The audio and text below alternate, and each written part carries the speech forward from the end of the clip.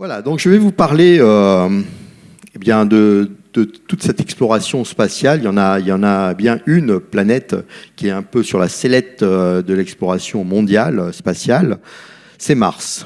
Parce qu'il y a des questions extrêmement importantes et excitantes sur cette planète et je vais en parler. Donc à la recherche d'une vie passée sur Mars. Alors tout d'abord, une petite carte d'identité et de présentation de la planète Mars. Je pense que vous connaissez certainement pas mal de choses. Donc Mars est la 4e planète à partir du Soleil. Le Soleil qui abrite 8 planètes dans le système solaire.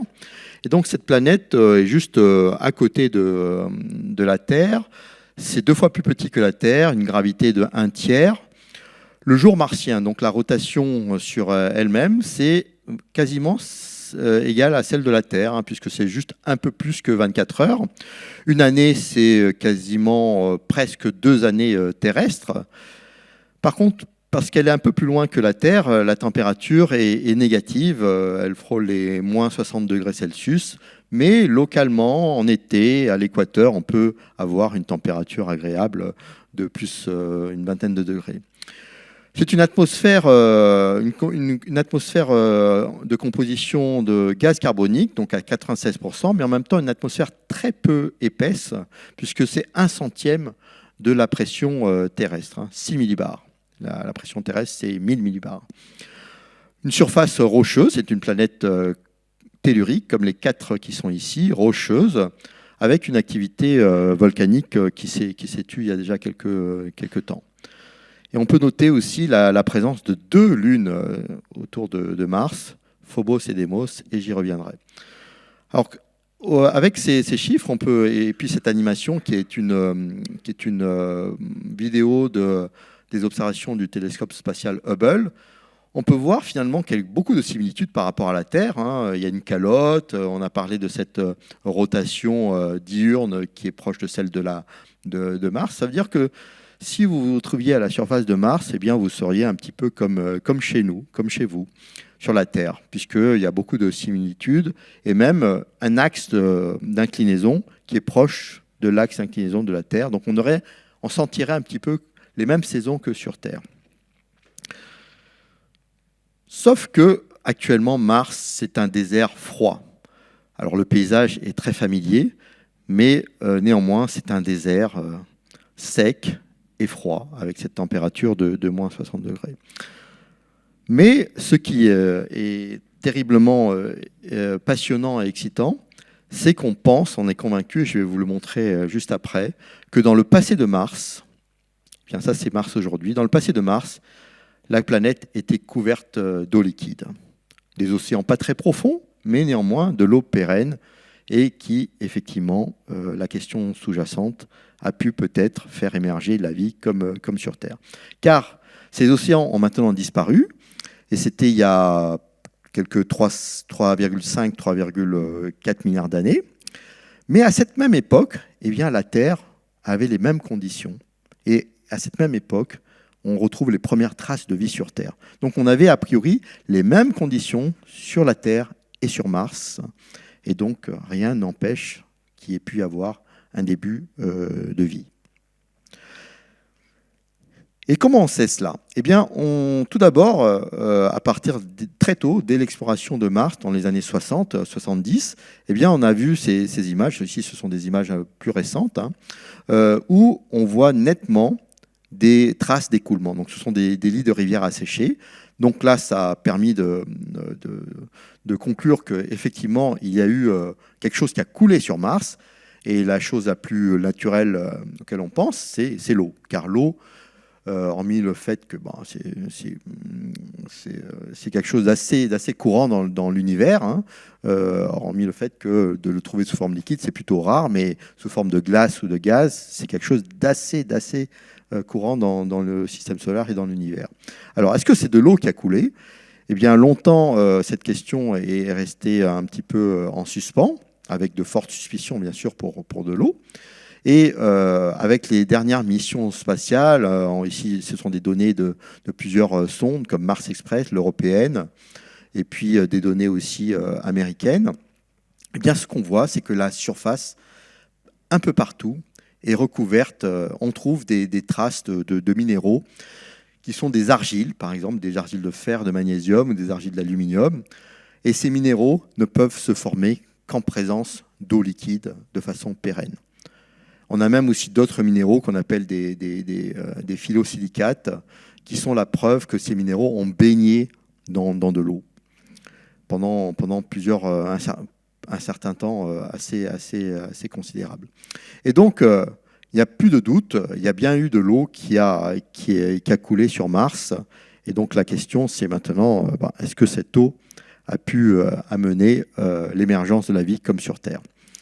Et donc l'exploration de Mars, elle a débuté très tôt, dès les années 60. Le premier survol de Mars, c'est en 1965. Et puis ensuite, plus rien.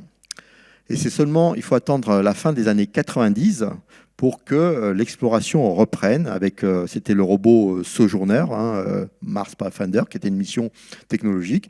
Et bien là, ça a lancé le coup d'envoi d'une exploration qui ne s'est jamais tarie et démentie par les Américains d'abord, mais ensuite, vous voyez sur cette image, pas mal de nations qui se sont joints à cette exploration. Donc vous avez ici une frise temporelle qui vous donne toute cette exploration. Et si on va vers le temps présent, donc il y a eu effectivement la sonde européenne Mars Express, beaucoup de sondes américaines. Et puis récemment, l'Inde s'est joint à cette exploration avec sa première sonde Mangalyaan, puis les Russes et les Européens avec une mission ici qui est le premier volet de la mission ExoMars. Et le point d'orgue a été véritablement il y a 2 ans, 2020, avec l'arrivée conjointe de 3 sondes.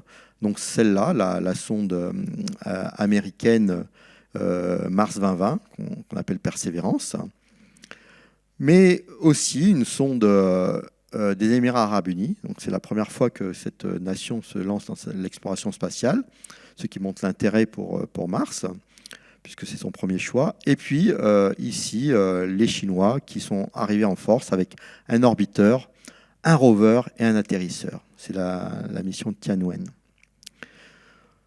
Voilà. Et dans le futur, et j'y reviendrai, on continue à avoir de l'intérêt pour cette mission avec en point de mire un retour d'échantillons pour la première fois de la planète Mars. Et donc, cette mission Persévérance, l'objectif, c'est de répondre à cette question prégnante, est-ce que la vie a pu émerger un jour sur Mars?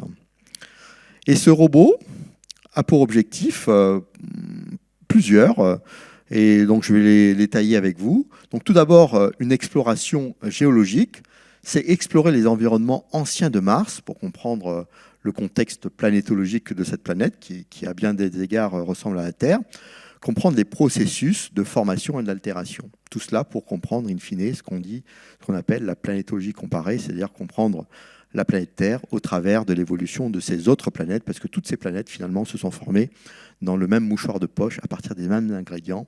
Donc regarder finalement à l'extérieur, c'est mieux comprendre nous-mêmes. L'objectif de la planétologie comparée. Et spécifiquement pour la planète Mars, c'est étudier ces aspects d'habitabilité et de biosignature. Donc l'analyse de l'habitabilité des environnements passés, recherche de traces de vie passée et sélection de sites de prélèvement qui auraient préservé ces biosignatures. Alors les biosignatures, c'est quoi? Ce sont par exemple, l'idée immédiate que l'on aurait, c'est simplement des fossiles. Mais ce n'est pas seulement ça. On peut aussi avoir dans la roche imprégnée des traces d'une activité biologique, par exemple.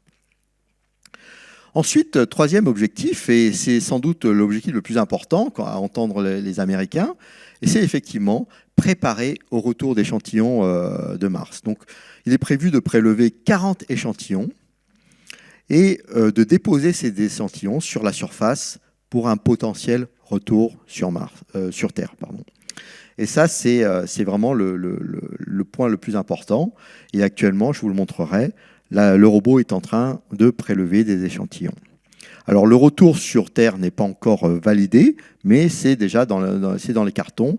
Et là, on aurait donc une collaboration véritablement internationale entre l'Europe et les États-Unis. Et enfin, dernier volet annoncé, c'est préparer à l'exploration humaine. Donc le plus loin où l'astronaute ou l'homme a été, c'est la Lune. Eh bien, l'ambition est maintenant annoncée de pouvoir aussi faire explorer cette planète par l'empreinte humaine. Donc, et pour cela, il faut connaître précisément les conditions de température, d'humidité, de vent, de poussière pour cette exploration humaine. Et puis, Persévérance embarque un démonstrateur pour convertir du CO2, du gaz carbonique, en oxygène. Donc, pouvoir permettre une alimentation en oxygène des astronautes, mais aussi l'oxygène peut servir de carburant pour le voyage retour.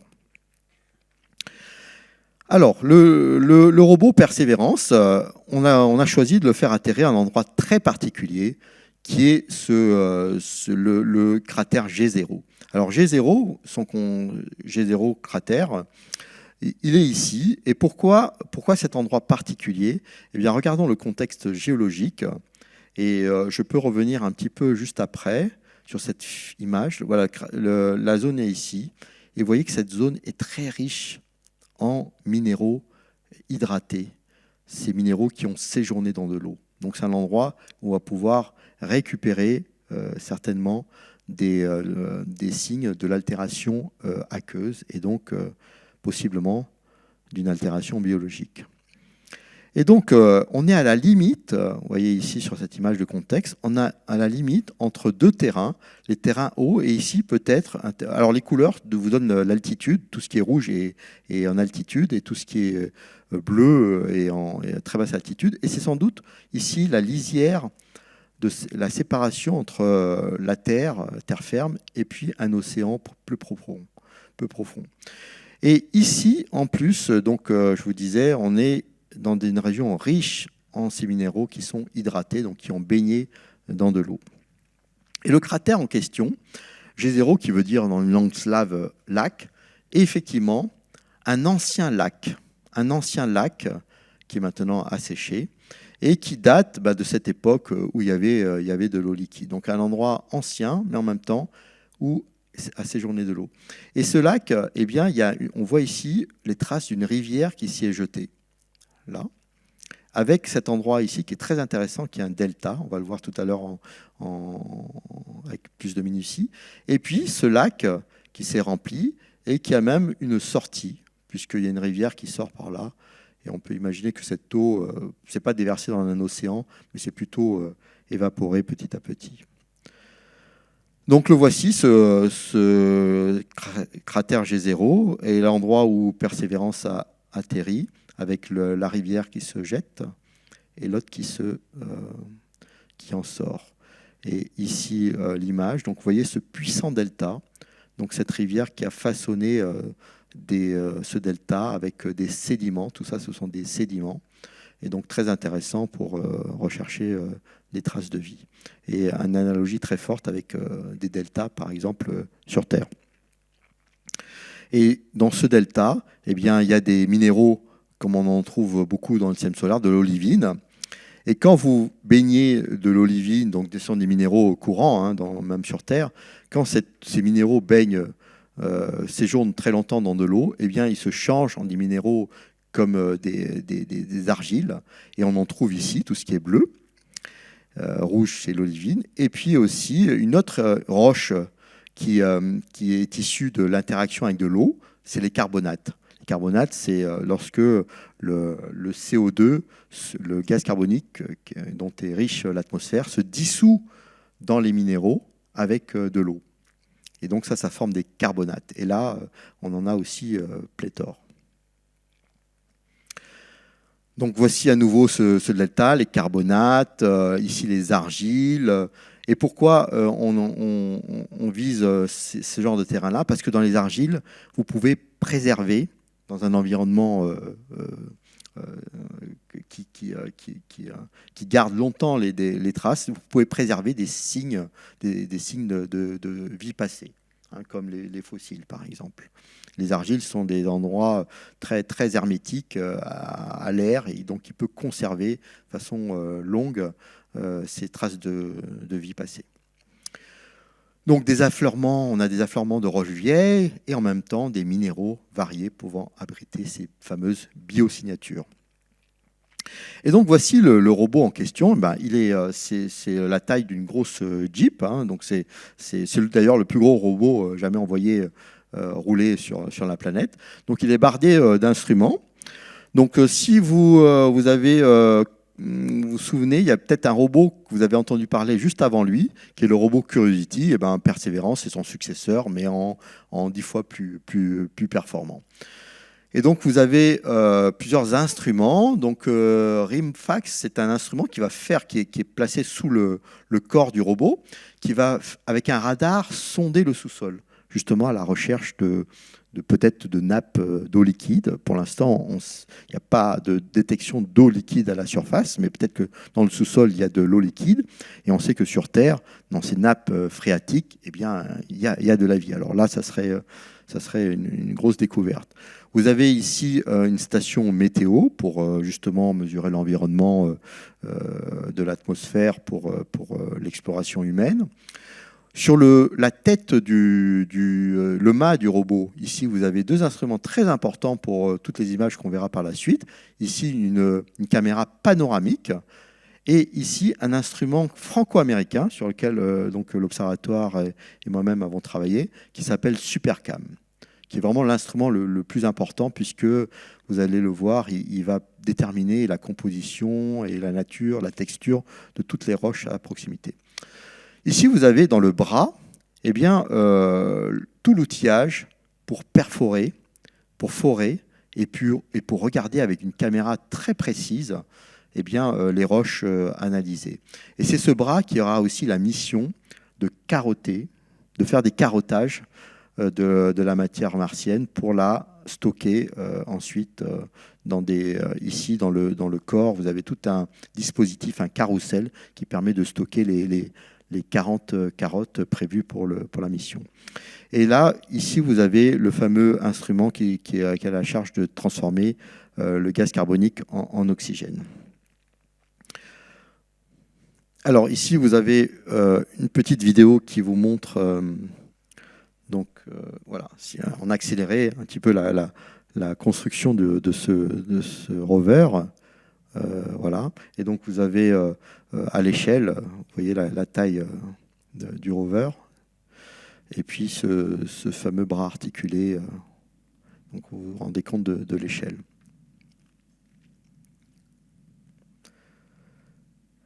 Et voici sur le mât la fameuse caméra, donc la caméra Mastcam qui va faire des grands panoramas c'est les yeux en fait du rover.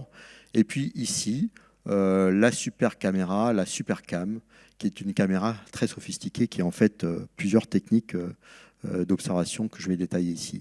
Cette caméra est une collaboration entre les Américains du JPL et de Los Alamos aux États-Unis, et de plusieurs laboratoires en France qui sont listés ici et géographiquement. Moi, je suis au LESIA, le laboratoire d'études spatiales et d'instrumentation en astrophysique, qui est à l'Observatoire de Paris. Donc une collaboration qui regroupe, 25 partenaires industriels et puis plus de 300 personnes. Alors l'instrument Supercam, en fait, le PI est américain, et le co-PI, donc PI et co-PI, ce sont les responsables scientifiques de l'instrument américain, et Sylvestre Maurice qui est à Toulouse, qui est le co-PI. Et donc cet instrument dispose de 5 techniques très sophistiquées pour à la fois déterminer la composition et la texture de vos roches. Donc il est équipé d'un laser, de 2 lasers, un laser vert et un laser rouge, et le laser aura pour mission en fait de pulvériser la roche, donc de faire un tout petit trou, de pulvériser la roche pour en déterminer la composition, la chimie. Ensuite, vous avez d'autres techniques spectroscopiques. Donc la spectroscopie, ça permet de déterminer la composition de vos minéraux. Donc 2 techniques différentes mais complémentaires qui vont permettre de déterminer la détection des minéraux et aussi des composés organiques. Les composés organiques sont à la base du vivant. Et puis, vous avez une caméra qui va faire des images couleurs pour montrer la texture, la morphologie des roches. Et première dans cette exploration, eh bien, cette caméra en fait, sera équipée d'un microphone pour écouter les bruits sur Mars. À la fois les bruits du rover, mais les bruits du vent, et aussi le bruit du laser qui se décharge, qui percute la roche et qui se décharge dans l'atmosphère. Donc différentes techniques, toutes complémentaires, qui vont in fine permettre de déterminer la chimie, la minéralogie et la composition de vos roches. Donc c'est vraiment un instrument très complet. Et pour vous donner quelques exemples, et sur une diapo un peu plus technique, par exemple le laser, en vaporisant la roche, donc en créant un gaz ionisé, on appelle ça un plasma, tous ces pics que vous voyez là, ce sont les détections des éléments élémentaires comme le fer, le magnésium, etc. Avec la spectroscopie, eh bien, vous avez ce genre de ce qu'on appelle des spectres. Donc ici, vous avez la longueur d'onde, et toutes ces creux et ces bosses vous donnent l'indication de ce que vous avez comme composition. En fait, c'est comme une espèce de code barre qui vous dit de quoi est fait votre roche.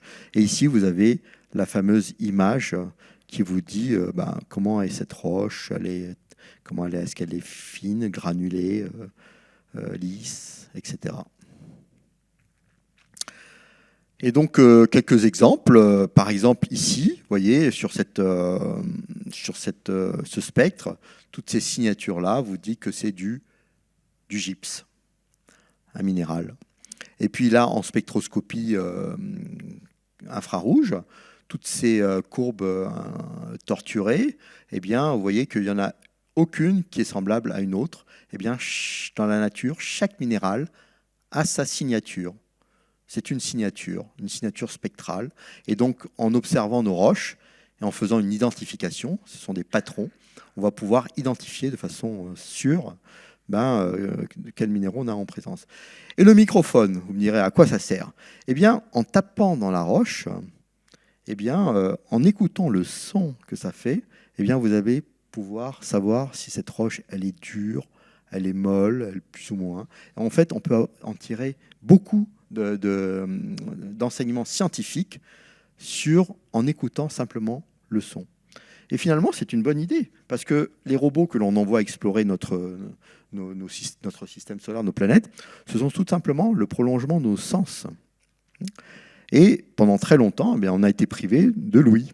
Et avec cet instrument-là, on va enfin, pour la première fois, dans l'exploration spatiale, pouvoir écouter les sons et donc avoir une source forcément très utile, une source scientifique pour nos études. Pendant très longtemps, on a été privé de l'ouïe. Et avec cet instrument-là, on va enfin, pour la première fois, dans l'exploration spatiale, pouvoir écouter les sons et donc avoir une source forcément très utile, une source scientifique pour nos études.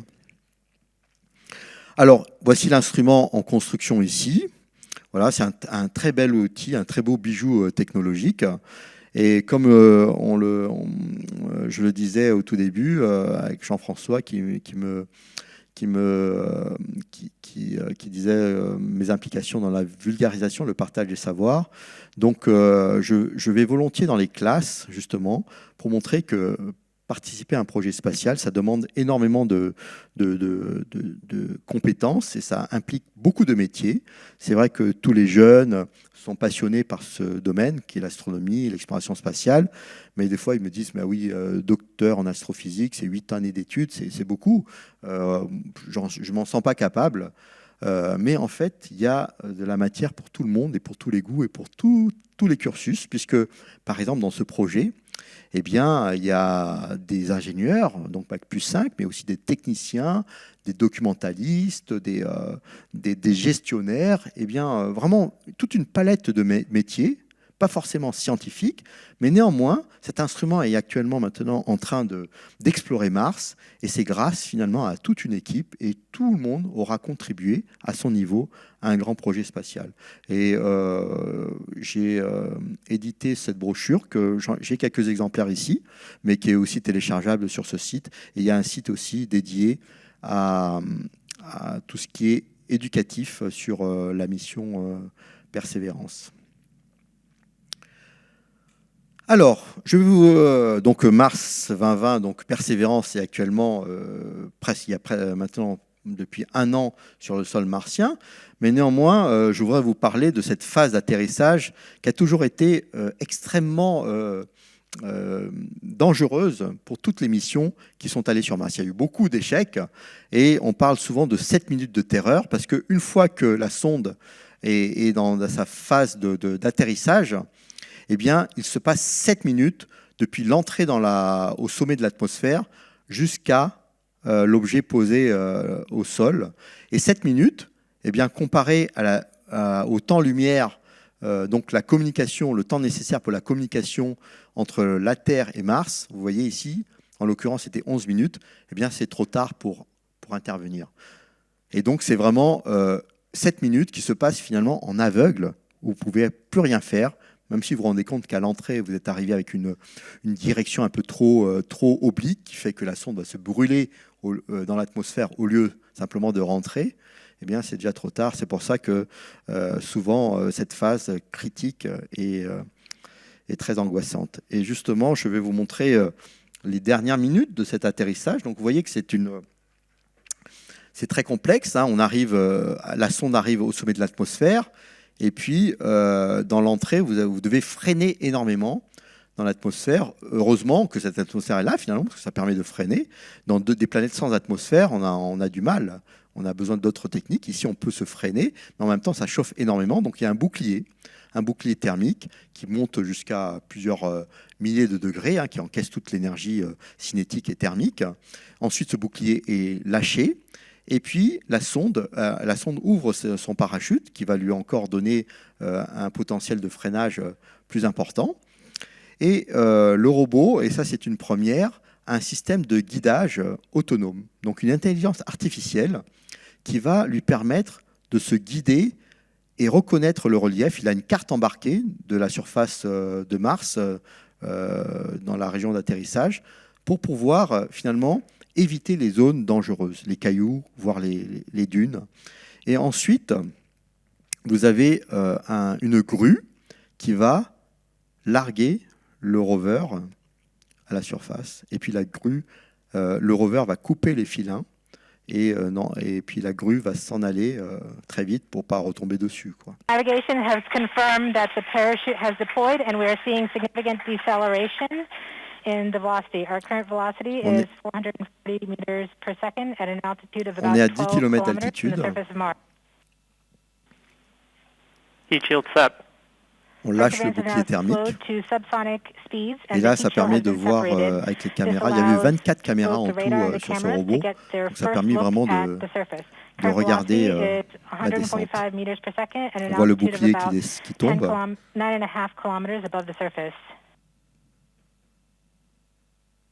Donc voici la phase, on est avec le parachute, là, le bouclier a été largué.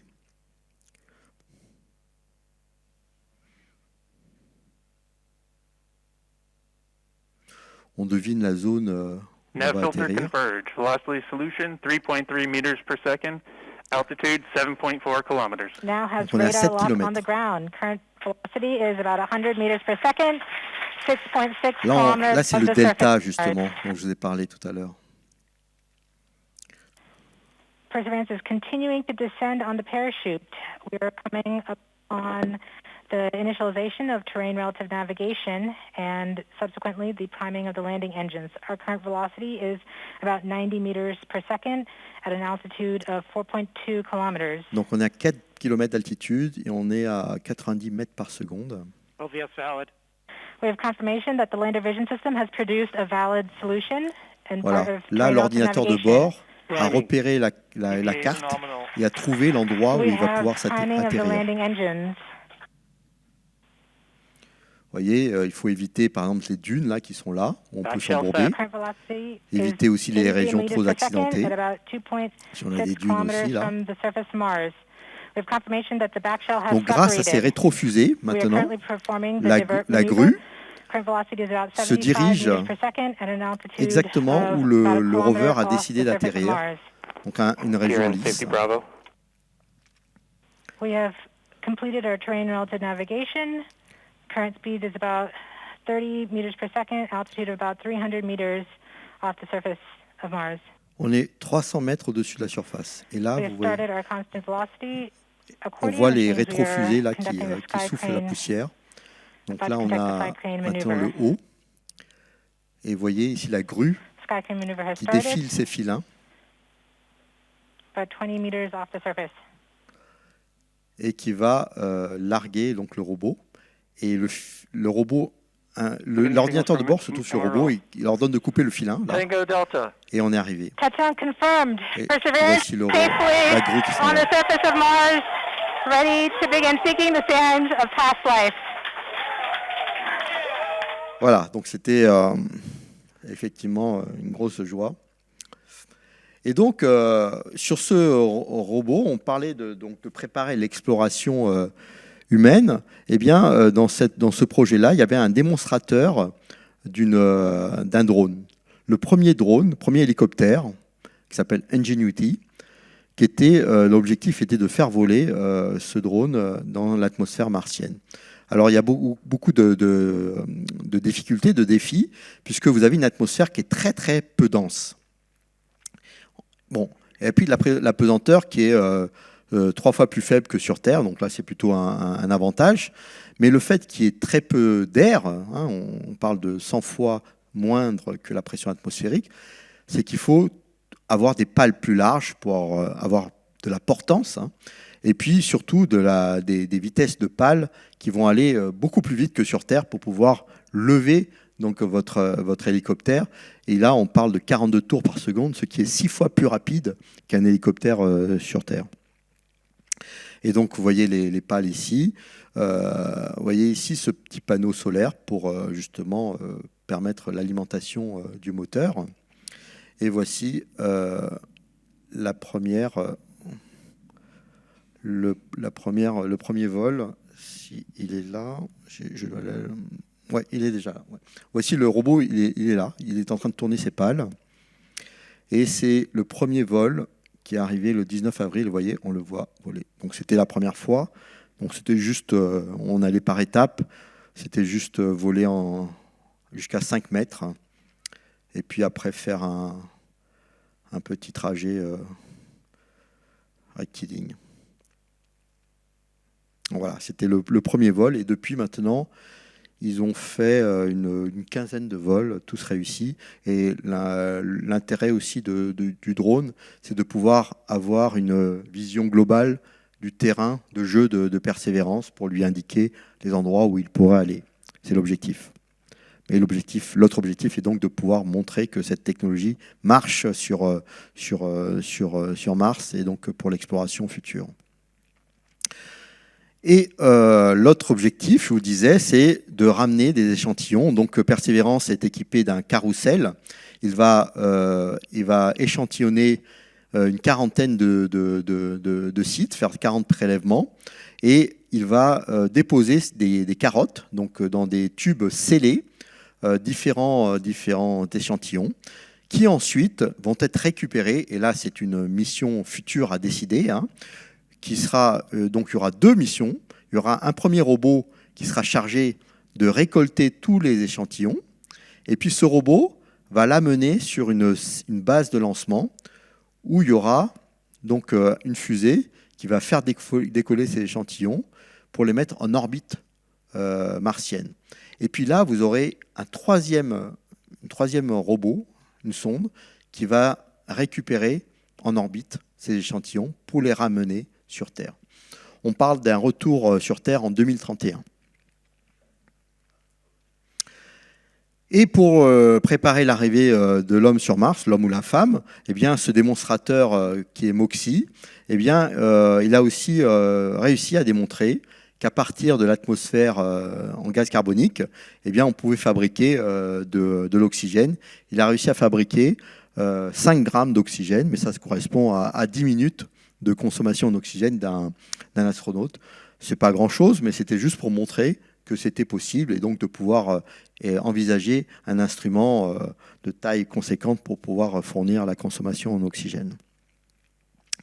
Alors là, c'est les premiers résultats. Alors, c'est un panorama, et là vous voyez, c'est impressionnant.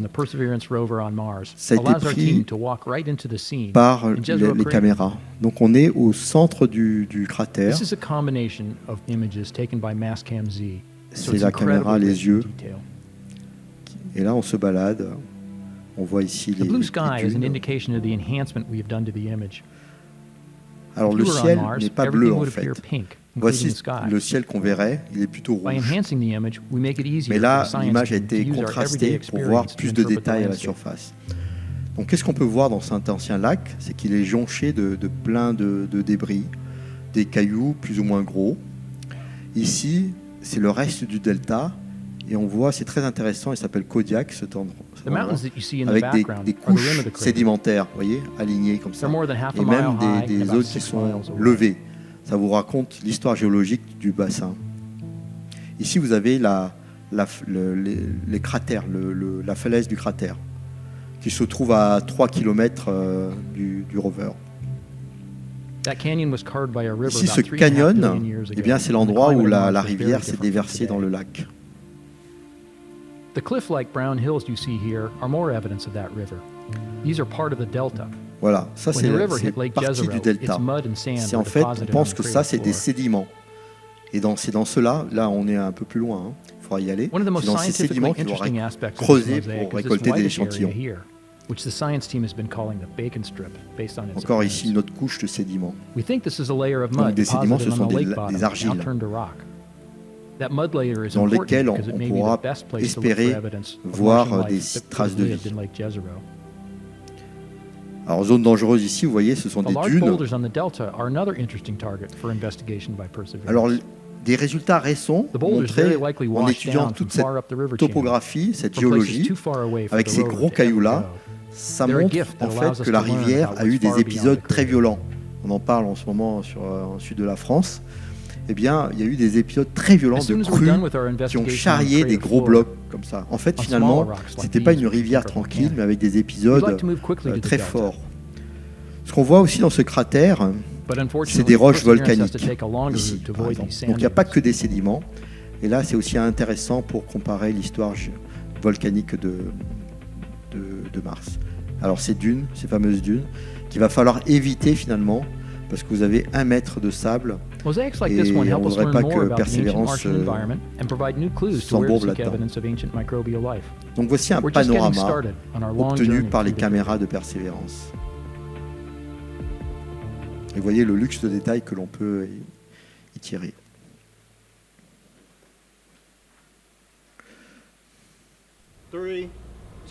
Alors, je vais enlever ça.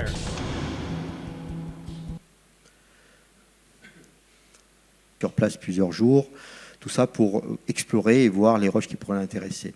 Et quand il voit une roche intéressante, donc c'est là que c'est tout le rôle de l'équipe scientifique dont je fais partie.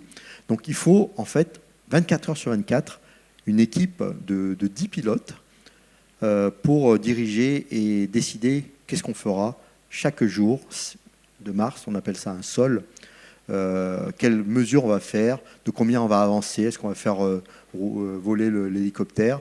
Et donc c'est pour ça que c'est une mission très prenante, puisqu'il faut en permanence des gens pour diriger le robot. Alors que quand vous avez une sonde qui tourne autour de la planète, là vous pouvez programmer à l'avance tout ce que vous avez, parce qu'on connaît très bien la trajectoire et on programme les observations. Tandis que là, c'est impossible de programmer à plus de 3 jours. On fait des plannings de 3 jours et à chaque fois, il faut reprogrammer en fonction de ce qu'on a trouvé. Parce que si on a trouvé quelque chose d'intéressant, eh bien on va y rester plus longtemps. Ou alors si on voit quelque chose à l'horizon qui est intéressant, on va dérouter le robot. Ici, ce que vous voyez sur cette roche qui s'appelle Rochette, eh bien, vous avez un trou ici. Eh bien, c'est la trace du carottage qui a été fait. le 1er septembre 2021. Et le voici. On le voit là dans ce tube vu de dessus. Vous voyez, hein, vous devinez un petit peu de la roche ici. Eh bien, ça fait c'est la taille d'un stylo en fait. Hein. Donc c'est très très fin. Et là, vous avez de la matière précieuse qui va être ramenée sur Terre, on l'espère. Alors, je parlais tout à l'heure des sons sur Mars. Eh bien, on va écouter quelques-uns de ces sons. Et vous voyez que c'est une première dans l'exploration martienne, puisqu'on est à même finalement d'écouter tout ce qui s'y passe. Donc ici, c'est le bruit d'hélicoptère. Alors, on connaît très bien cet hélicoptère, sa vitesse, des pales, la distance. Donc, en étudiant le son, de comment il est amorti, eh bien, on étudie finalement les propriétés de l'atmosphère. Cette atmosphère, comme elle est faite de gaz carbonique, elle est très différente de l'atmosphère terrestre. Et donc, les sons sont très assourdis. Les sons aigus ne passent très mal. C'est plutôt les sons graves qui passent. Donc ça, c'est l'hélicoptère. Ensuite, ça c'est quoi? Ça c'est le vent. Le vent aussi qui nous renseigne sur les conditions météo sur Mars. Très important aussi pour l'exploration humaine.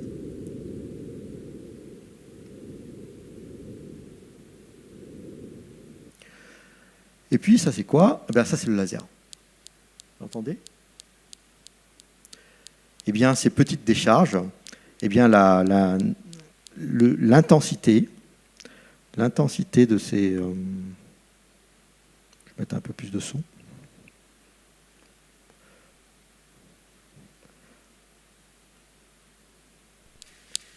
Voilà. L'intensité de ces sons, eh bien, vous renseigne sur la dureté de la roche. Donc, vous donne une information supplémentaire sur la nature de cette roche. Si c'est du calcaire, du carbonate, du minéraux, c'est très intéressant.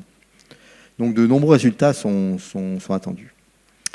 Alors, on revient maintenant à l'exploration martienne et la deuxième partie de cet exposé. J'en ai fini avec Persévérance et je voudrais vous parler du projet qui m'occupe en ce moment. Alors, tout d'abord, je vous ai dit que Mars était véritablement sur la sellette avec plusieurs missions. Donc, il y a la mission ExoMars, qui est une mission européenne, qui est prévue, qui a été retardée, qui devait partir en même temps que Persévérance, mais qui va partir décalée de 2 ans, puisque les fenêtres de tir, elles sont toutes les 2 ans. Et là, c'est donc ce rover qui s'appelle Rosalind Franklin. C'est une scientifique britannique qui a travaillé sur l'ADN. Donc c'est en son honneur qu'on lui a donné ce nom. Donc le rover Rosalind Franklin va donc se partir. Le lancement est prévu pour septembre, si tout va bien, septembre de cette année, pour arriver 7 mois, 8 mois plus tard sur la planète. Et vous voyez, c'est une mission en collaboration avec l'Agence spatiale européenne et l'Agence spatiale russe. Et sur cette mission, il y a donc ce rover qui ressemble beaucoup au rover Persévérance, avec des instruments différents, mais avec un accent plus sur tout ce qui est géochimie. Et puis ici, vous avez une plateforme, la plateforme russe, qui fera aussi des mesures complémentaires, mais localement, puisqu'elle ne va pas bouger, mais donc plus des mesures géologiques avec un radar et des mesures météo. Et donc notre robot Persévérance, il est là, donc un endroit très intéressant à la lisière avec cet océan dont je vous parlais. Eh bien, et ici on a des minéraux hydratés, et un autre endroit où il y a beaucoup de minéraux, c'est ici. Et c'est justement là que Rosalind Franklin va atterrir, donc sur un site appelé Oxyaplanum, et un autre endroit aussi très intéressant pour explorer ces possibilités de vie passée. Et le rover chinois, lui, il est ici. Il est à cet endroit-là, Elysium Planitia. Donc a priori, c'est pas là qu'on va chercher en priorité des traces de vie, puisque c'est plutôt le signe de l'océan passé. Mais bon, ils sont là. Donc tout le monde est à peu près ici. Et puis il y a un autre robot qui est Gale, cratère, c'est là où se trouve Curiosity. Donc l'autre robot. Alors, la mission, maintenant, je vais passer au dernier volet, qui est la mission en préparation sur laquelle je travaille. Je suis le responsable scientifique avec Antonella Barucci, ma collègue, Olesia. Donc c'est la mission Mars Moon Exploration. Donc c'est une mission de l'agence spatiale japonaise. Donc le lancement, c'est en 2024. On est actuellement en train de construire l'instrument. Cette sonde va partir donc, et va arriver en 2025 pour explorer en fait les lunes de Mars, les 2 lunes de Mars, Phobos et Deimos. D'accord ? Et puis va se poser sur Phobos et ramener un échantillon de la lune Phobos. Donc un retour prévu sur Terre en 2029. Et donc voici le robot en question. Donc il y a plusieurs modules. Il y a le module d'exploration qui est là, et puis le module qui va se poser sur la Lune, Phobos, et puis le module qui va ramener l'échantillon. Et donc comme d'habitude, une sonde spatiale, c'est un bus qui emmène plein d'instruments, donc la panoplie classique des instruments pour déterminer la composition, la nature de tous cette surface, ces compositions. Et puis il y aura aussi un rover du CNES et de l'Allemagne qui va rouler aussi sur la surface de Mars.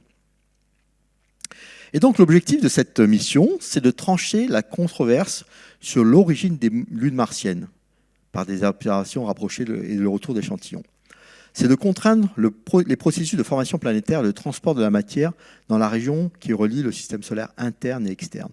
Car effectivement, Mars se trouve à la lisière entre 2 régions, la région où s'est formées les planètes telluriques, justement Mars est la dernière, et la région où s'est formées les planètes géantes glacées.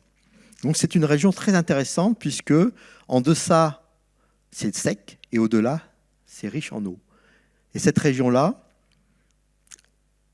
est une région transition qui peut expliquer aussi pourquoi des objets de cette région-là ont pu alimenter finalement la Terre et Mars en éléments volatiles, c'est-à-dire en éléments comme l'eau. Parce que l'eau que nous buvons actuellement sur Terre n'a pas été formée sur place. Elle est venue plus tard, peut-être par l'apport des comètes ou des astéroïdes. C'est donc une des questions.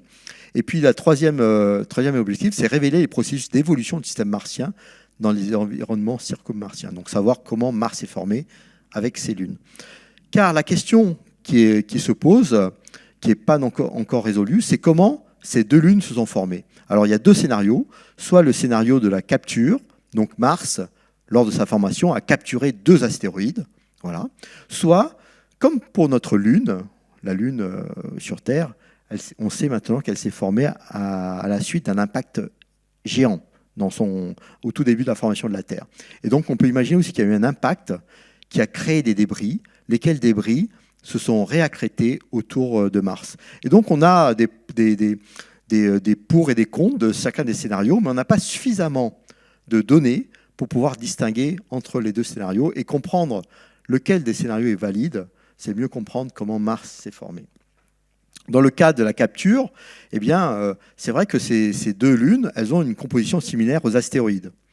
Mais le problème, c'est comment maintenant ces lunes, elles sont très circulaires, très bien rangées autour de Saturne dans le plan équatorial. Comment, après la capture, on a pu arriver à une orbite très plane? Et ça, c'est un peu problématique. À l'inverse, le fait que les 2 lunes soient dans le plan équatorial de Mars soutiennent l'hypothèse de l'impact, l'origine de l'impact. Mais le problème, c'est que pourquoi ces 2 objets sont d'une composition un peu différente de celle de Mars. Et donc, ces 2 lunes, elles sont petites. Elles ont effectivement des tailles kilométriques, comme des astéroïdes. Et puis surtout, elles sont petites et très peu denses. Vous voyez la densité. La densité, c'est autour de 1, 1,5. La densité, c'est de combien vous êtes lourd par rapport à l'eau. Et une roche, normalement, c'est dense autour d'une valeur de 5. Et donc, finalement, ça montre que ces objets sont très peu denses, très légers. Et comment on peut expliquer ça? Soit ce sont des objets poreux. On sait que des astéroïdes sont relativement poreux parce qu'ils ont été perpétuellement bombardés dans leur histoire. Soit leur intérieur est fait de glace. Et la glace, c'est plus léger que de la roche. Et là non plus, on ne sait pas trop quelle est la vraie nature de ces lunes. Et donc, l'instrument que l'on construit à l'observatoire, c'est ce qu'on appelle un spectro-imageur. Donc, c'est un petit peu comme quand dans le médical, vous faites une image dans un scanner, vous faites une image tout en profondeur. Eh bien, cette image sera aussi une image tout en profondeur, puisqu'il permettra d'avoir la photo, l'image d'une scène, mais dans plein de couleurs différentes. Donc, permettre d'avoir la même scène dans plein de longueurs d'onde différentes entre la longueur d'onde visible et la longueur d'onde infrarouge. Donc, déterminer finalement un scan de toute votre surface. Et les questions que l'on se pose, par exemple pour Phobos, vous voyez, ça ce sont ce qu'on appelle des spectres. Hein. Il y a 2 régions sur Phobos qui sont très différentes. Une région très rouge et puis une région bleue. Et elle est très énigmatique, cette région bleue. Et cette région rouge aussi est très, très intéressante parce qu'elle pourrait abriter ce qu'on appelle des molécules organiques, donc des molécules qui seraient à la base du vivant. On n'espère pas, on ne pense pas avoir de la vie sur Phobos, mais néanmoins, c'est très intéressant de comprendre, de savoir qu'il y a des molécules qui sont riches en ces éléments organiques. Et justement, on va ramener des échantillons de Phobos, et ces échantillons vont arriver en 2029. Or, des études ont montré que sur Phobos, à cause des impacts qui ont lieu sur Mars, et que Phobos est très près de Mars, hein, même des impacts très peu violents peuvent faire éjecter des débris de Mars pour les ramener sur Phobos. Et donc, sur un échantillon de Phobos, statistiquement, vous avez à coup sûr des grains qui viennent de Mars. Donc, peut-être que MMX, Mars Moon Exploration, va ramener des échantillons de Mars avant la mission Persévérance dont j'ai parlé tout à l'heure, puisque c'est en 2029. Et on pourra distinguer les 2 sources, puisque Mars a une signature différente. Et pour finir, eh bien, je vous montre la vidéo du scénario de la mission, donc, qui est en cours. Hein, et si vous avez l'occasion de venir à l'observatoire, eh bien, vous pourrez visiter la chambre dans laquelle est assemblé l'instrument. Et donc là, vous avez une vidéo qui a été réalisée par la JAXA, l'Agence spatiale japonaise,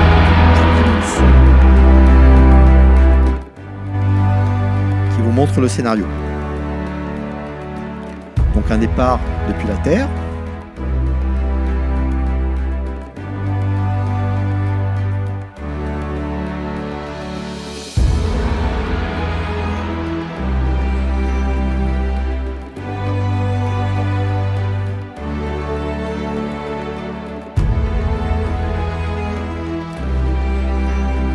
Une arrivée quelques mois plus tard sur Phobos, donc on sera en orbite autour de Phobos. Mais Phobos tourne autour de Mars, donc on verra aussi Mars.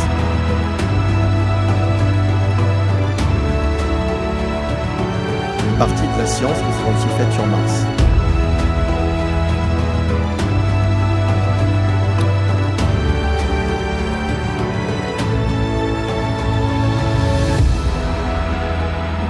Phobos qui tourne autour de Mars et la sonde qui tourne autour de Phobos avec un atterrissage prévu donc en 2028. Après avoir cartographié Phobos, on choisira les meilleurs endroits pour y prélever des échantillons. Et les Japonais sont maîtres dans le retour d'échantillons puisqu'ils ont déjà réussi le retour d'échantillons de 2 astéroïdes, ceux qui sont les premiers à avoir fait.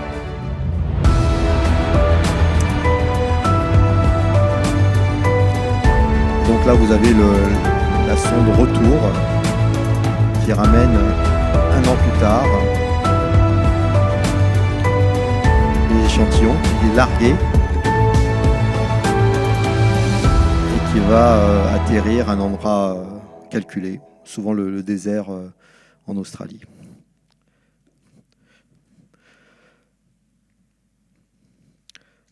Voilà, je crois. Et voilà, j'en ai terminé avec cette présentation. Merci.